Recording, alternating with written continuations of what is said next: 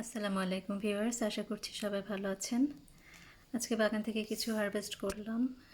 বেগুন, অনেকগুলো মরিচ, তারপর হলো টমেটো, শসা, নাগামরিচ, এগুলো আর হলো স্ট্রবেরিও হারভেস্ট করেছি, যে নিচে পড়ে গেছে স্ট্রবেরি।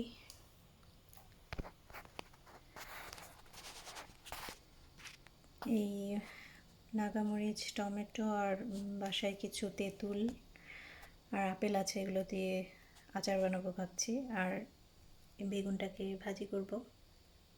স্ট্রবেরি তো আমার মেয়েদের খুবই পছন্দ।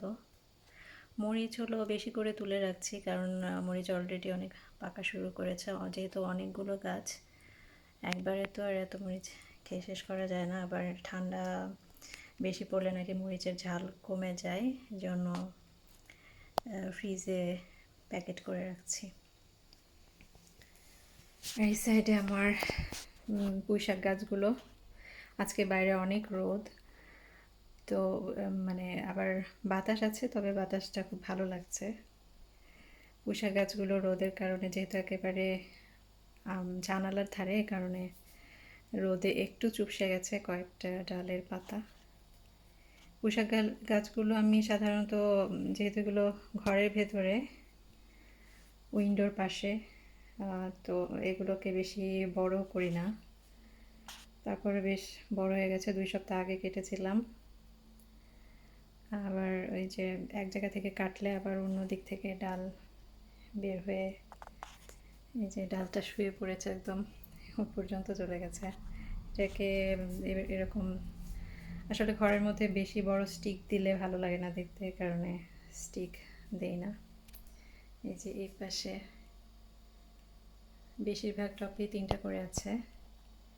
আমি অবশ্য একদম আগার দিকে কেটে দিয়েছি, যাতে আর বেশি লম্বা না হয়, পাশ দিয়ে যেন বের হয় কুশিগুলো। আবার বেশি লম্বা হয়ে গেলে উপরের দিকে দেখি চিকন হয়ে যায় কিছু ডাল, সবগুলো না। যেমন এই যে এটার ডালটা উপরের দিকে একদম চিকন।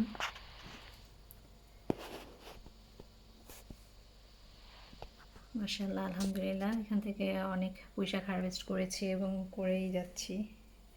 এই যে এটারও ডাল একদম এদিক চলে এসেছে। তারপর ডালের আগার দিকে কিন্তু আমি যে পিঞ্চ করে দিয়েছি, পিঞ্চ আউট করে না দিলে আরও বড় হয়ে যেত।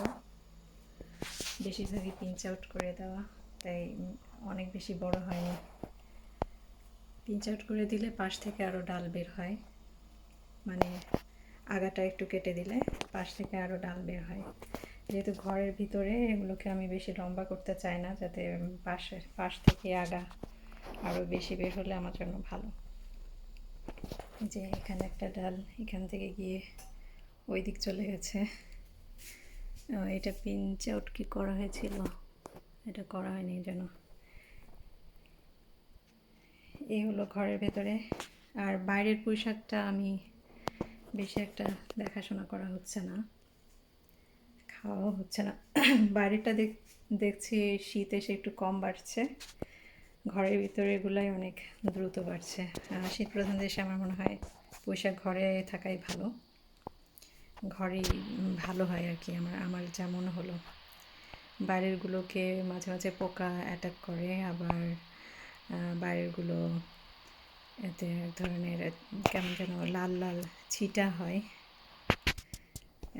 ঘরের ভিতরেগুলো তেমন একটা হয় না, ওগুলো মনে হয় ভাইরাস কোনো রোগ হতে পারে। তো এই হচ্ছে আমার আজকের আপডেট। আর এই যে আমি এখানে যে নিয়ন পথটা, এটা এই নিয়ন পথ থেকে বানিয়েছি। এটা আমি কিভাবে এই নিয়ন পথ থেকে এই আরেকটা নিউ একটা প্ল্যান্টার বানালাম, এটারও ভিডিও আমি পরে দিব। কিভাবে খুব সহজে ঘরের মধ্যে নিয়ন প্ল্যান্ট বা যে কোনো পথ প্ল্যান্ট থেকে আরও আলাদাভাবে, মানে প্রত্যেকটা পাতা থেকেই আলাদা আলাদা গাছ বের হয়, গাছ করা যায়, সেটা আমি অন্য কোনো ভিডিওতে দেখিয়ে দিব। আমি ভিডিও করে রেখেছি, ওটা একদিন শেয়ার করে দেব।